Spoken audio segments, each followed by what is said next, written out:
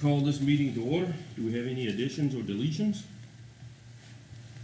Hearing none, we will have a motion to adopt the consent agenda. So moved. Not the adopt the agenda, excuse me. Second? Second. All right. All in favor? No hands? Unanimous. Staff report, project activity.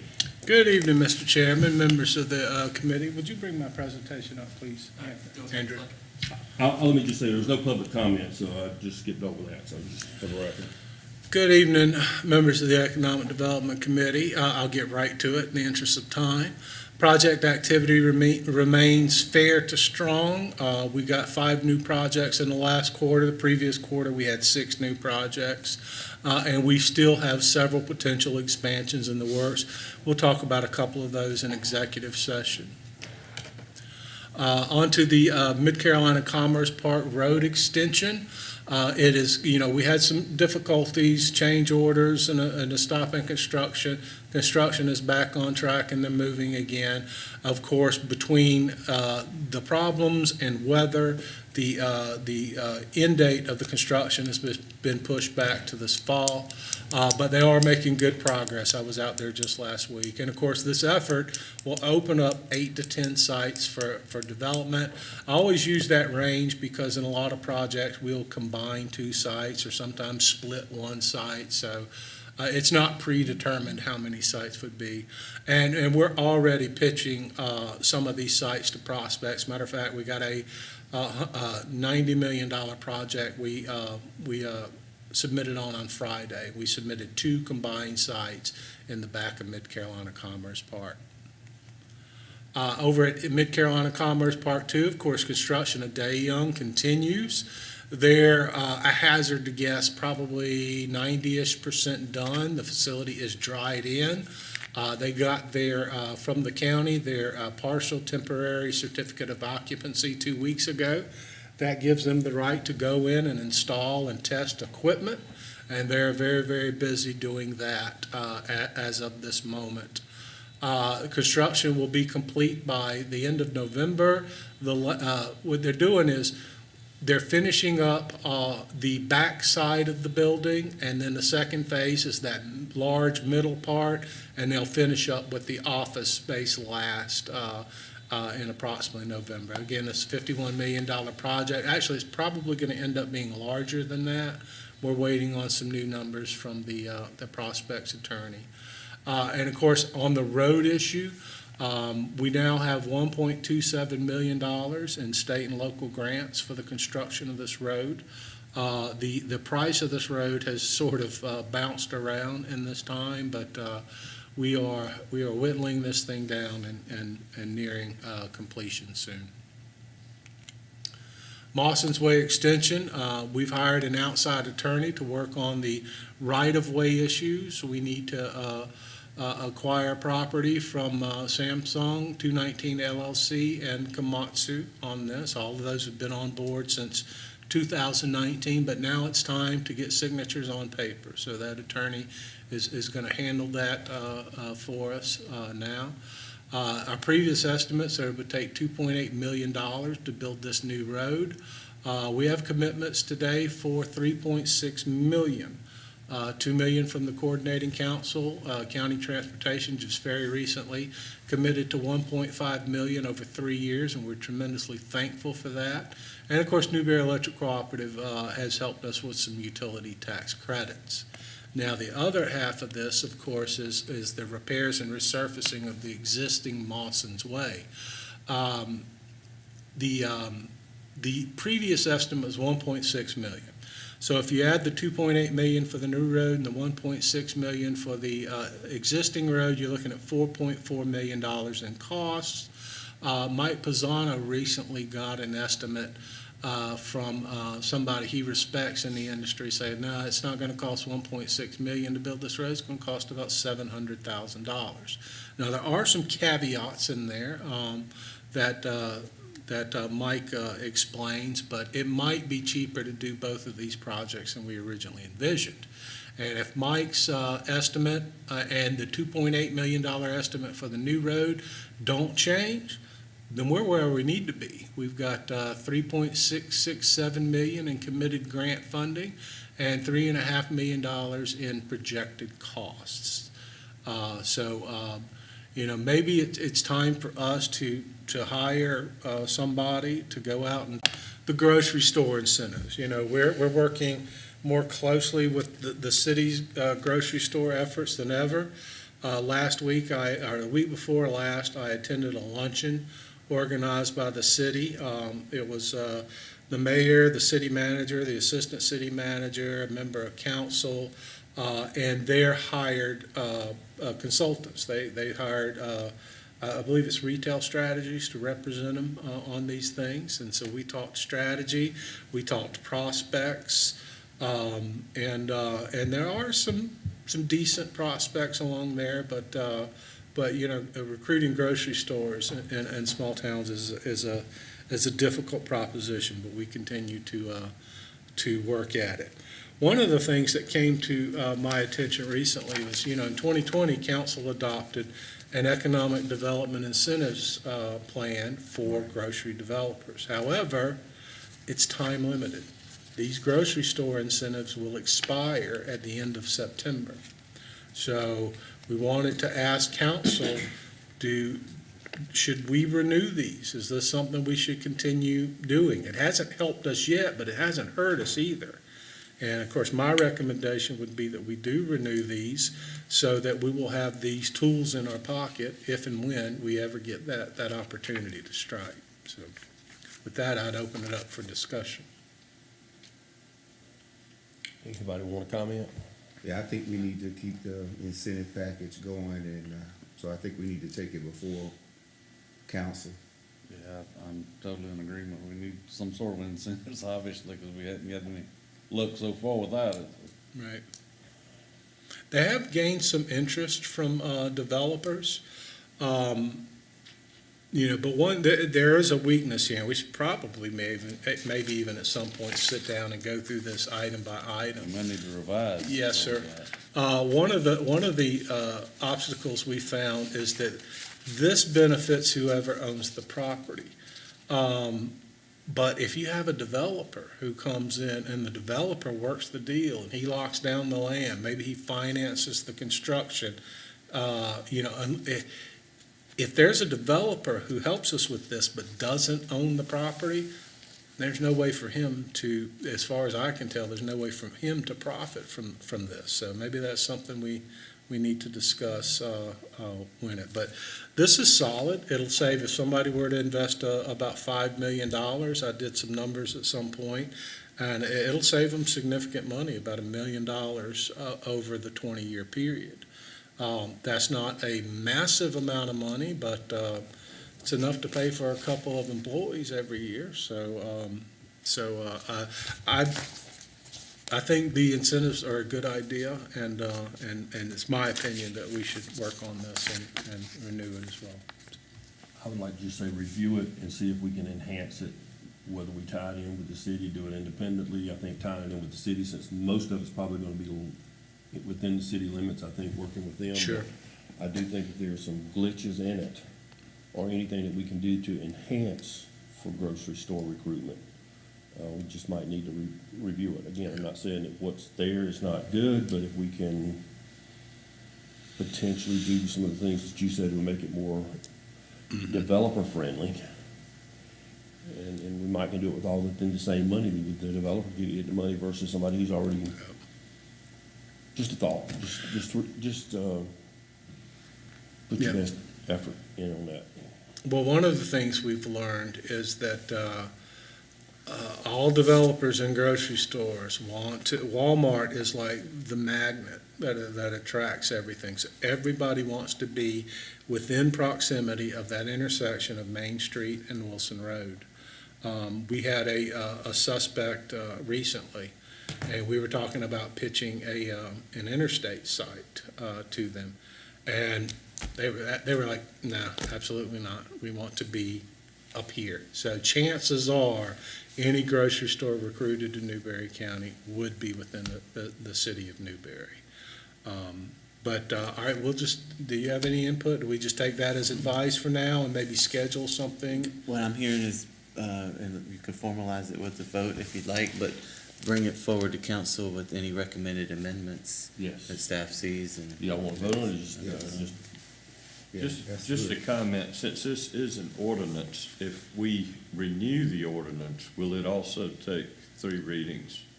Yes, sir. And Well, there this- are only 3 meetings before it expires. This is described as a policy document, so I don't have an ordinance number. I can't recall at this point. It was adopted right at 2 years ago. Okay, I'm just reading what it says, an ordinance that expires, and if it was an ordinance, I was just asking the question, then You're right, I probably then it should. would it not need 3 readings, Yeah. and we only have 3 meetings between now and the time it expires? Yeah, and I was probably in error in using the term ordinance, so. Okay. Well, even so being, we can do it by title only on the first reading to make On sure we Wednesday. cover it between now and third reading. Even if it does expire, though, I mean, the chances of us landing a grocery store in the interim is probably slight. Is it a big deal if it expires and then we renew it? No, and then the other thing, again, I think if I'm not being wrong, that was just a policy Yes, statement. And I think we kind of coordinated with the city on trying to, We'll yes. confirm that. I'm not sure. I thought it was an ordinance. Um, We'll get to the This bottom. is the only formal document that I have on file, and it just says a policy document. so. All right, moving on. Korea mission is coming up. I just bought my plane tickets last week. I'll fly out on Saturday, October 22nd, and arrive on the Sunday afternoon. We'll be there for 5 days of meeting with the state team. It's typically a 10 to 12 member team. I'll be representing not only Newberry County, but the entire central SC region, which is good because they will reimburse me for some of most of our costs, the plane ticket, the hotel fares, that kind of stuff.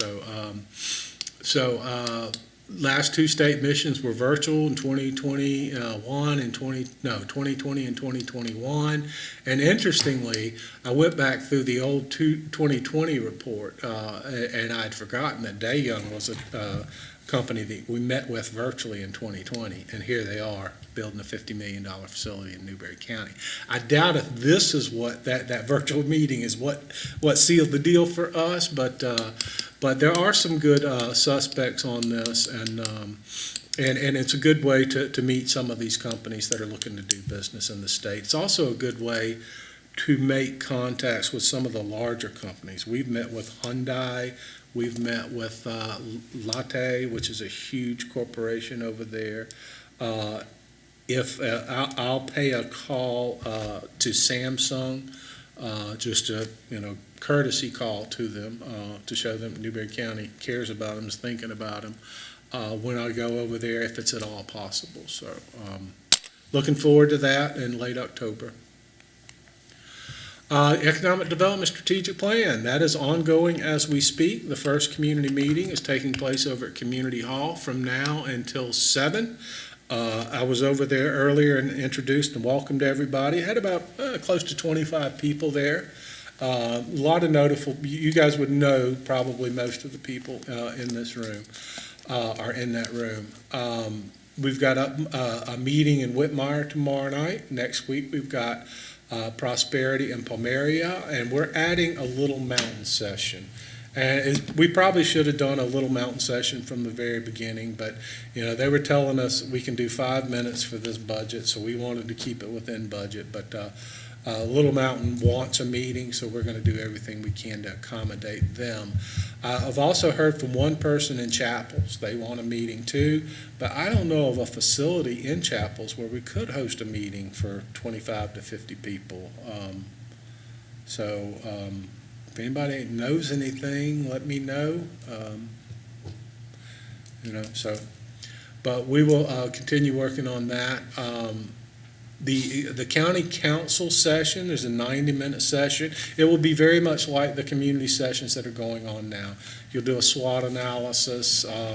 talk about strengths, weaknesses, opportunity, threats. She'll talk about emerging trends in economic development and so forth. Ms. Mary has let us know that she's going to be out of town, so she will not be able to make that meeting on the 23rd. So we're going to work to create a virtual option. And if several members of council cannot make that, we would be open to doing a second session too at some point. So y'all just let us know what you think. There's a list of our Economic Development Strategic Plan Task Force. We first met these folks face-to-face a week ago Wednesday, or last Wednesday.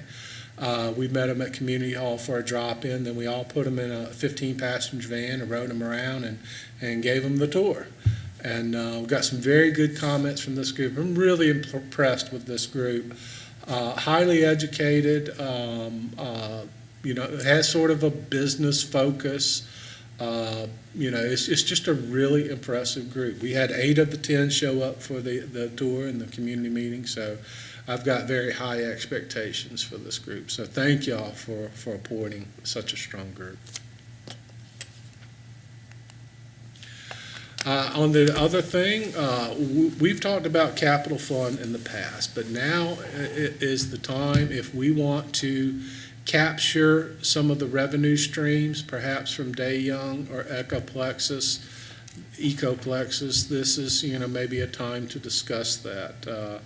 Want to open that up and see what the committee thinks. The idea here is to, with respect to Day Young, the idea is to get our return on investment first before other taxing entities take the lion's share of the proceeds. We got a lot of money in Day Young, and we have every right to reclaim our investment before it goes to straight up ad valorem taxation. So certainly my recommendation that we capture that. The difference is it'll take us about 3 years to get paid back if we capture that revenue. If we don't, it'll take us about 12 years to get paid back. So, and with Ecoplexus, of course, that is a potential new revenue stream from a solar farm. One thing good about solar farms is they don't send anybody to school.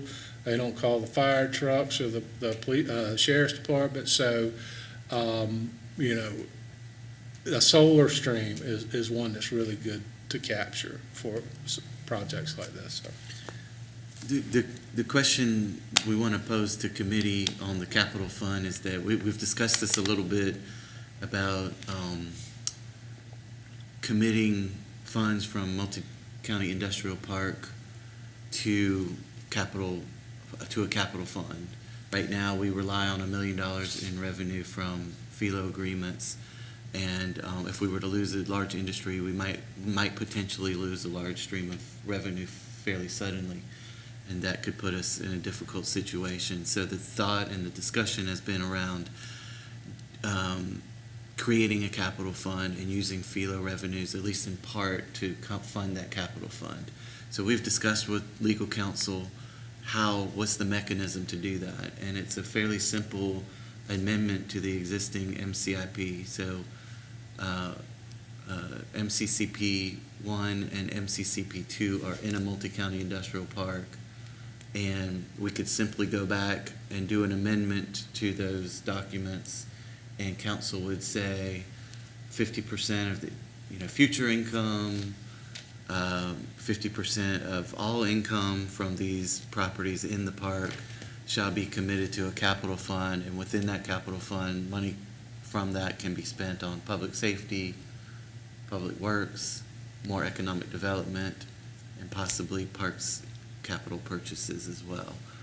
Workforce development could be a commitment in there, although that's not much of a capital intensive venture. So that's what the discussion has been about. And I think the question for committee is, would you like us to bring that amendment to the MCP to council? And if so, what do you think the commitment to a capital fund should be? Comments?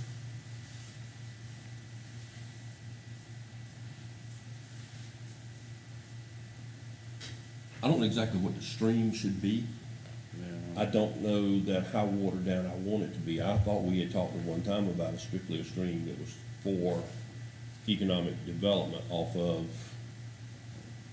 the philo. But I hear you saying now about 6 or 7 different arenas of where the money could go, which that means it can be uncertain for a lot of things. And I guess my reason for wanting it to be pretty much focused, or a large part of it focused on economic development. Had we not had a good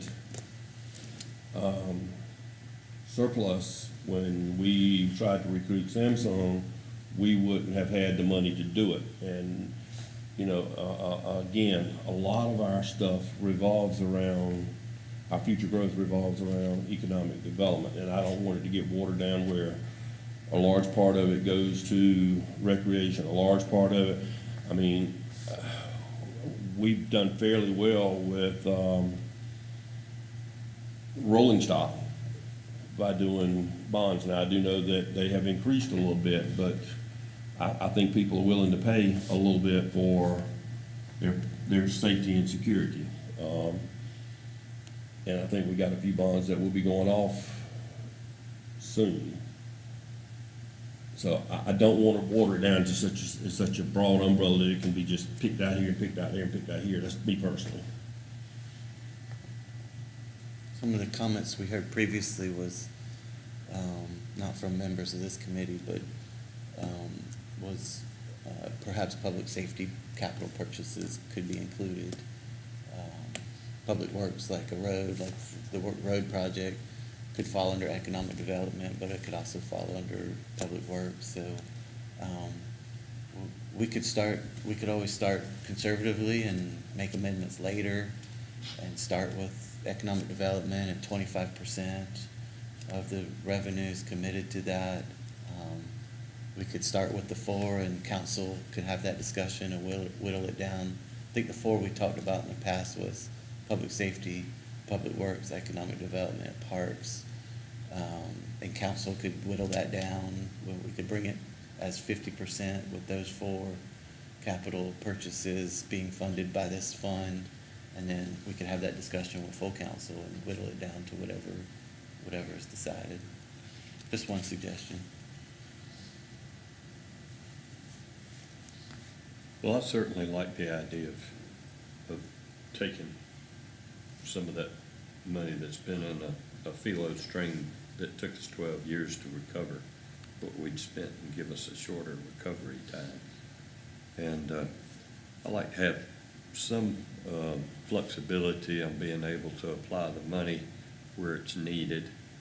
If it's needed, there could be prioritized, and I don't know that we have to commit a specific percentage, but if you wanted to start out with basically saying economic development and other projects are as discussed by council to defer, because if you just specifically say economic development only, I don't know that you still can't readdress it and go to it and say, okay, we committed it for economic development, but now we want, based on our current needs, to move some money. So is that not possible? I mean, Anything is possible, but I'll just say this. I will not support it if we put it all under one umbrella, that it can just be taken out for. I said economic development, buddy. I'm just saying. I said just what you said. Put it in economic development. Too big a bucket of where it can go too many different places. Because everybody be trying to pull from it. Just Put too big a bucket, it's gonna get spread. maybe y'all didn't understand what I just said. I said, let's start at and put it all in economic development, but council's always got the Option of moving. option to, based on current needs, Based to on say, needs. okay, we need to go get some of that. Here's something that is a thought, and again, if going all the economic development up to say $3 million. At least when we get $3 million, we got a pretty good pool to work with. And this is just thought process now. We can change that, or we could do 30% going to economic development, and then maybe another 10 or 15% that would go to others, so we'd have like 45%, but keep a good 30% going at least to economic development, because if it wouldn't be for economic development, we wouldn't be having this discussion today of where the money's going to. And then if we had 15%, say go 45%, do 15%, that would be other. I mean, what's the thoughts on that? I think 3 or 4 things with economic development getting the lion's share, Yes. but having the option of spreading it a little bit here and there as we need it, but we need to have it so that we can use it as we feel the need arises. Right, especially for economic development. Well, and again, Just like these roads, if we have a fall short, we need to be able to get it, because that's gonna be that's gonna help economic development. well, and if we, and again, I'm just trying to think, and again, maybe I'm thinking wrong, but if we had it in an economic development fund, and they needed a ladder truck for a big company to come here, then we could pull that money Right. to meet the needs of a ladder truck. Right. Isn't that what I think? Well, that's what I'm just saying. that keep it- Kinda sorta said the same thing in a different way, but yes, it all supports economic development. Yeah, I mean, I just wanna make sure we don't water it down too much, because, Cause you gotta make sure your fire tier stays up a certain level, or you're not gonna get the economic development in an area. So it's all ties in, but I mean. I know you wanna keep a big pot for economic development alone, Yes. but we need to have a chance to bridge it out to other things if the need arises. Samsung would never be here. For EMS and rescue, if we didn't have that, you probably wouldn't have them either, if you didn't have a good fire and rescue. It's all plays a vital part. But, I mean, I'm fine, like, if we could, and again, y'all draft it however, but if we could do 30%, just totally earmarked for nothing but economic development. I think y'all kinda on the same page, you just said it a little bit differently, but yes, I agree. And then maybe 15%. But we don't need 3 or 4 Well, total buckets. I think you need to think about paying back the council's reserves as well. For instance, you guys gave me $700,000 out of council reserves last year for day young grants. Your reserves should get paid back. That should be reimbursed. Well, let me ask you this, what if we do 40% just strictly nothing for economic development, and do that for 2 or 3 years, and then look at revising it?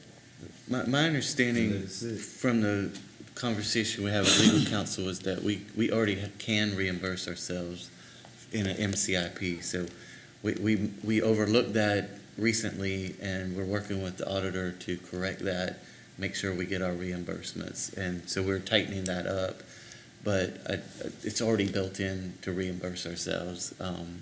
But what you're saying makes a lot of sense. 30% for economic development, 15% for other, including but not limited to public safety and public works. So you're not limited to those two, but that's where the focus should Right. be.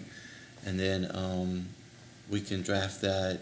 And here's another consideration is I recommend that this get phased in. Actually, we wouldn't start with 45% because, like I said earlier, we're relying on $1 million of that revenue. So if we were to flip a switch and do it, we would lose $450,000 if we were to jump right to 45%. So the way we would propose to draft it would be to kind of incrementally over 5 years get to the full 45%. But start now so we can start building that capital fund. And that would also make the general public more passionate about economic development also, because the more economic development we have, there would potentially over time be a stream of money coming in that we maybe would not have to borrow money to pay for a fire truck, an ambulance, or first responder equipment. That is precisely the goal. That's what building the capital fund will do, is save us money when we need to make those large capital purchases.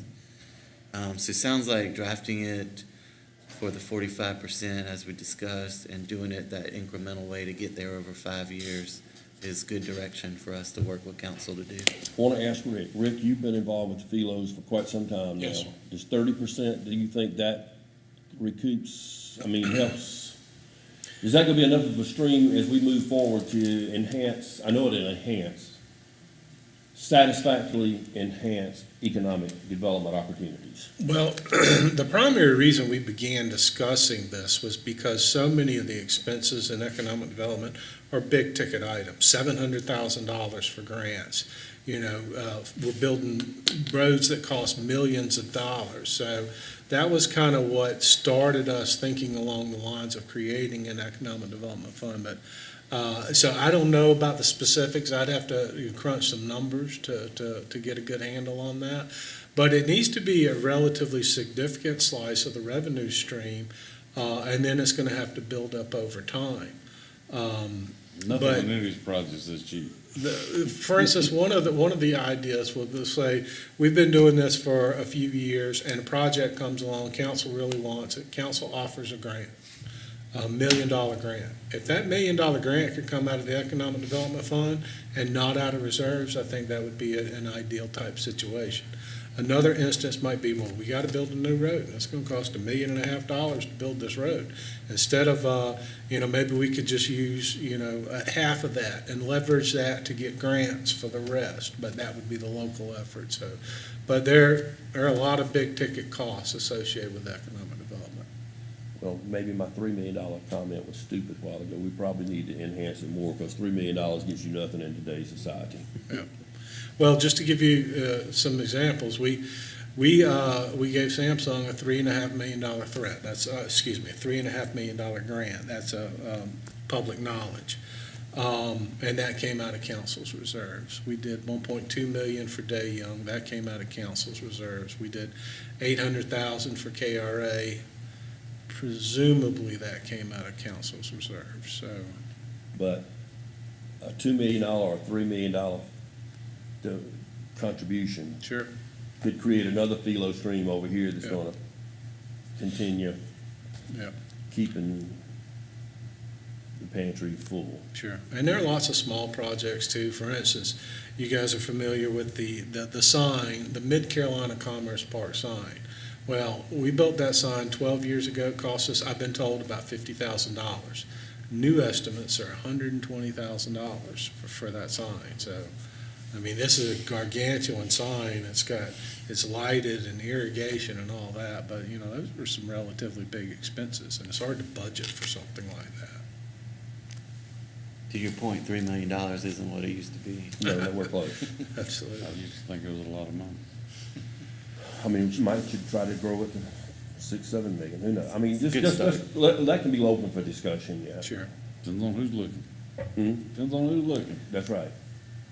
Be a great start for the fund. If your Samsung refrigeration was to come, Mm-hmm. you would I probably mean, need to and, be and, more. and if you look at and follow the media right now, this electronic vehicle stuff, this looks like it's gonna be a Exploding. takeoff for a big thing, and, we've talked, we've hoped, we've wanted a mega site. Who says that we might not be able to lure one of those in over the next couple of years? If nothing else, we don't have vehicles, we could have the battery makers. We've seen a lot of projects that are in the EV supply chain. A lot of those. We're in the running for several of those now. Yeah. Okay. Good feedback. Thank you all. That's great. Recent changes in state tax laws. I think we've had some discussions about this in the recent past at other meetings, but the state passed what the media called a tax cut, and of course it does more than that. It cut personal income taxes from 7% to 6.5% or something like that. But there was actually a couple of interesting things with respect to fee in lieu of taxes. What it does is, right now, and this is really going to be good for older and smaller companies, because right now, if you've been here and you made your investments before the fee in lieu of tax legislation ever came around, you were still paying roughly 10.5% assessment ratio. If you're a small business and you can never hit that $2.5 million threshold to qualify for a fee in lieu of tax, you're paying the 10.5%, which has actually been scaled back some because of other legislation, but I don't really want to get into that right now. So this is good because it will reduce their taxes to the 6% assessment ratio. The county should be held harmless. The state is supposed to reimburse us for any of those losses from being taxed at 6% versus 9.5 or 10.5 today. So it's good for the smaller guys, and I really like this because I've always kind of thought, it's a little bit unfair to the small guys that, you got to come up with at least $2.5 million in eligible expenses. My very first project here was Falcon Boats. He spent $600,000, and we worked really hard on that project, but he never got anywhere close to being able to apply for the fee in lieu of tax. This will help him on his property taxes. This legislation will have no impact on anybody who currently has a fee in lieu of tax. It could affect them if they have part of their property is under standard ad valorem taxation, but then part of their property, maybe like an expansion, came under a FILO. So it'll help them on the previous part, but it won't affect their FILO. It also won't affect future FILOs. Council can still grant fee in lieu of tax agreements to anybody who qualifies and anybody council approves of. We still don't know how this is going to affect deals in the future. A common sense question to me is like, look, if I'm already getting 6% treatment, why do I need to come to county council? Well, there are still several benefits under the fee in lieu of tax legislation, such as you can lock your millage rate for the entirety of the deal, so you don't have to worry about, taxes going up or down. The only way you can get, like a special source revenue credit is go through the fee in lieu of tax deal. Grants, things like that. So there still are reasons that companies, especially larger projects, will come to council for fee in lieu of tax deals, but we still have to learn a lot more on that. I actually participated in a Parker Poe webinar on this about 2 weeks ago. I honestly came away a little bit more confused after that webinar, and because the experts, the lawyers and the consultants, they're still a bit confused on how this is all going to play out. So we will continue to follow that and offer information to council whenever we get something that's clarifying. I've actually reached out to a couple of site consultants because I've talked to some colleagues, but I want to hear what site consultants are telling their prospects about this. So, but I haven't heard back from any of those yet. So, One suggestion, because this is an evolving issue, there's a lot of information coming out of SCAC and out of our consultants. I was at a lawyer conference and Parker Poe gave a presentation. I think it's beginning to get some clarity. Not entirely, but points of the new law are becoming more clear. We wanted to do a deep dive with our existing FILOs. Council had requested a deep dive or an update on existing FILOs and which ones are going to expire. And I didn't, instead of waiting for budget, would y'all be interested in doing a workshop with council maybe in September, October timeframe, where we just devote a meeting to FILOs, and Sure. Rick will put up his worksheet and kind of give you a global look at all the FILOs since the 80s? Late 90s, I believe, are the first ones. And then which ones are about to expire and which ones are under that we're not collecting revenue but will be collecting revenue in the next couple of years. Is that something y'all are ready for and want to dive into? It's close enough to budget because we're going to be doing strategic planning probably in November, December, or we're going to do a council retreat in November, December. So you'll have that information going into retreat, and then we'll do a budget planning session in January likely. But I didn't want to wait that long to do a FILO overview with y'all. Are y'all ready to do something in September, October? We'll call a special meeting. We'll do a workshop. We won't take any action or do any business, but we'll present you with a ton of information. I would be interested in seeing. Yeah, sounds good. Okay. We may add another item or two of relevance on that workshop, I but think while you're doing that, you might want to just, again, I know we see them every now and again, but the bonds that we still have and when they go off, that would be another Yeah, yes, piece sir. of the equation on the great cash flows. information. In terms of existing fee agreements that will expire soon, I went through all of my assembled agreements. Komatsu got a deal in 2002. 2001. It was set to expire in 2021, but it really didn't impact because in 2018, council added an additional 10 years to the deal. So the Komatsu deal from 2001 will not expire until 2031. So between now and then, we'll continue operating under the fee in lieu of tax agreement. Pioneer Frozen Foods, their original investment is set to expire late this year. And interestingly, that was set at 257 mils. Now they're going to go up to, what is it now? 369 mils.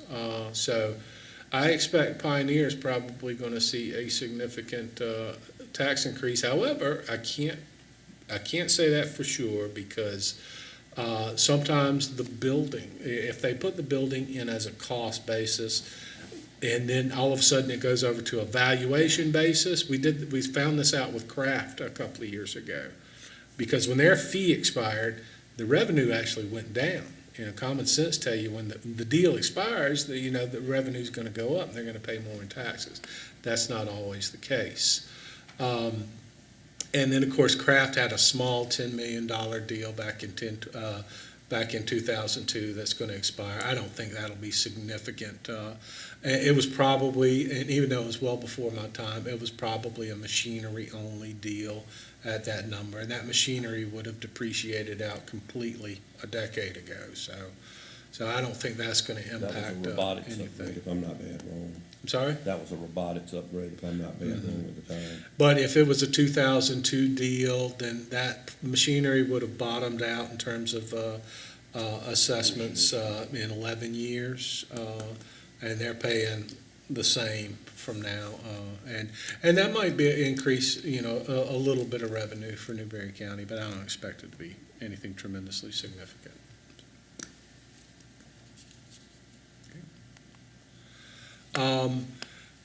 Mr. Livingston, we wanted to bring this to the committee, talk about what you've asked about the former county administrator, and Christopher has some ideas, so we wanted to bring that up for discussion. Okay. Mr. Livingston, we just have had some discussions about possibly dedicating something in honor of the former county administrator's service to Newberry County. 14 years of service, pretty extraordinary run in the profession, and plenty of bragging points of achievements during his time. So we had two options to present to the committee. One would be to dedicate the extension of Commerce Park Commerce Park Avenue. Commerce Park Avenue and MCP 1. What right now is under construction and is scheduled to be completed later this year. And we would, just in talking with Mike on how to logistically deal with the naming of the road, they'll be proposing a three-way stop sign there anyway, and we would create some signage if you're coming out of, what's the name of the road that Technics is on? In Mid-Carolina Court. Thank you. So if you turn right at the end of the road now, you're on Commerce Park Avenue, Mid-Carolina Court.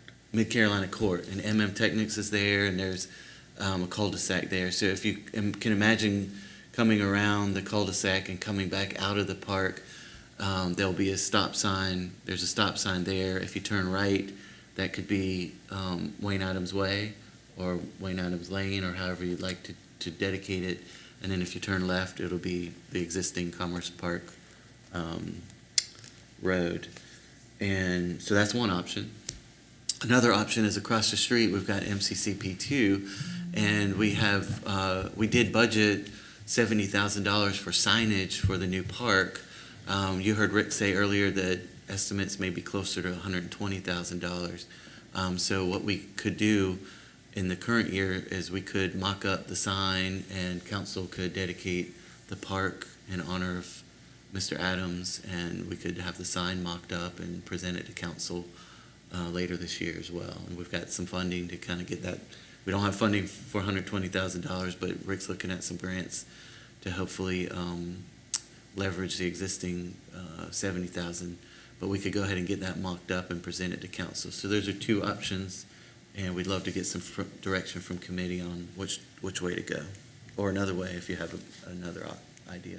Well, I think one of the things we discussed, you and I talked about, was the possibility of naming something where Day Young it already is.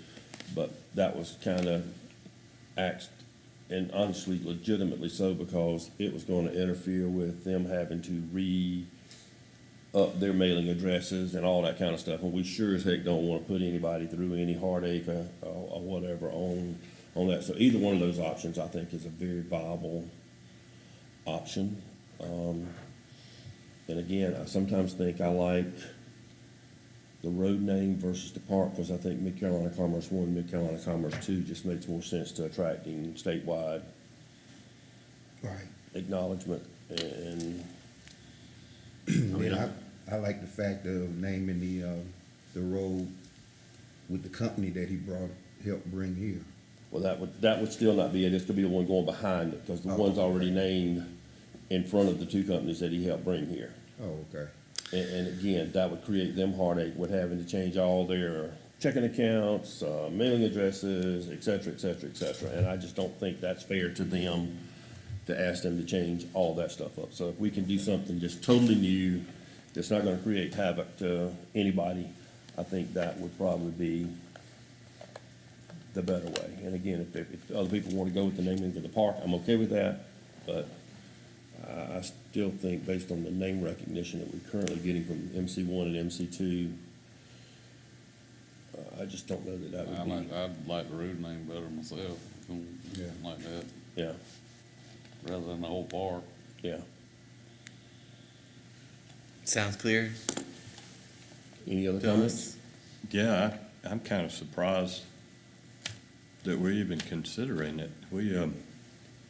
We offered to provide recognition when he retired in the form of a resolution, and he wouldn't accept it. And since that time, in our conversations with some consultants and surveys, we found out that there were a number of things that he did not do well for our county. And, I won't quote some people that might be here or some other places about things that were said. And so now to say we want to recognize his contributions in the form of naming a road or a structure is I'm shocked. Because that just doesn't make any sense to me. But, the committee will make their recommendations. I don't have a vote on committee, but I will just say when it comes to council, and we had a lot of people within our community and a lot of employees within the county who were not at all pleased with that performance. And like I said, including even the state of South Carolina doesn't name roads after living people anymore, because you had the John Hardy Highway, and of course we know what happened to John Hardy, and Lexington County had some things with a previous sheriff over there that they had to redo. And I find this unnecessary, and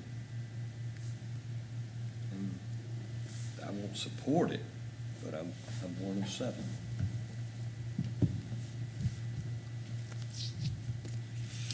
With that being said, the committee, do y'all want to move it forward? I make a motion, we move forward and take it to council. I have no problem with taking it forward if it's a road name or something. I wouldn't want to name a whole park. Okay. 'Cause I feel like he did some good things. I ain't gonna say that he didn't leave a bad taste in a lot of people's mouth, but He did a he lot, did a lot of good some things. he did a lot more good Back in than the he did. time. We have a lot of people that have done a lot of good things. I agree. We've got a deceased administrator that brought, the development park on 219. We don't have an Ed Laminack thing there. I just don't, again, I'll have an opportunity I got no problem taking it before council. to discuss it further in council. It'll take us some time. We've got to work through, it'll be closer to the end of construction. We'll have to draft a resolution. There may be some other boxes we need to check. So it won't be in September. It'll likely be later in the year. But with that vote, Absolutely, I just don't want to see us have to change something that's already in existence. So I Yes, think sir. an addition would be adequate. So it sounds like there's a motion and a second on the floor. Yes, all in favor?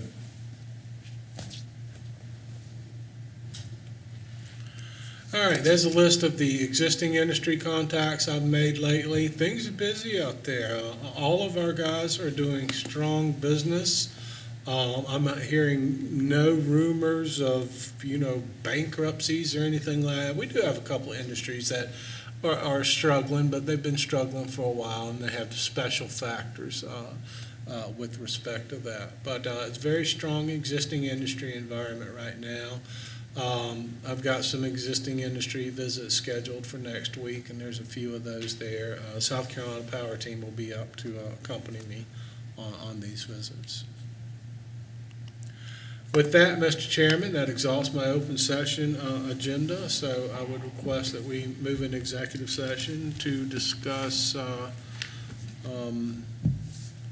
the items under the agenda. Do we need to read that? You have a motion to go into executive session? Second. Motion. make a motion. Second, all right, would you please explain what we're doing? Sure. in executive session We'll for? be going under executive session under section 30-4-70, A2 and A5, discussion of matters incident to proposed contractual arrangements and related to the proposed location, expansion or provision of services encouraging location or expansion of industries or other businesses in the area served by the public body, including projects Echo, Viking, Motion, Singularity, Scout, and others. Okay, all in favor? It is unanimous. Are we doing it here or are we going down there? your pleasure, whichever you. Yeah.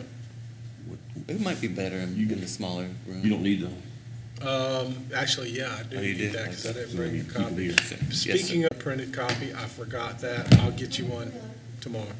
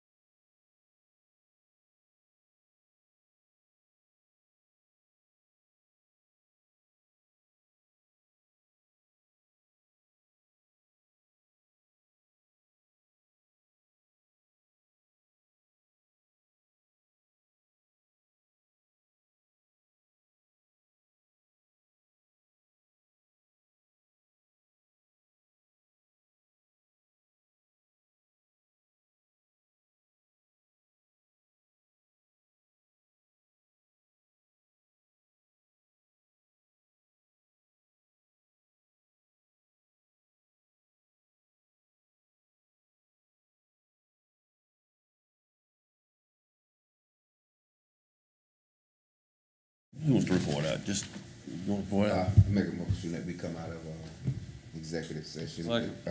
Nothing, No action was no taken. action was taken. All right. Any comments from anybody on? All right, do we have a motion to adjourn? Motion second, all in favor? We're adjourned. Okay. Thank you, Rick. Thank you, folks.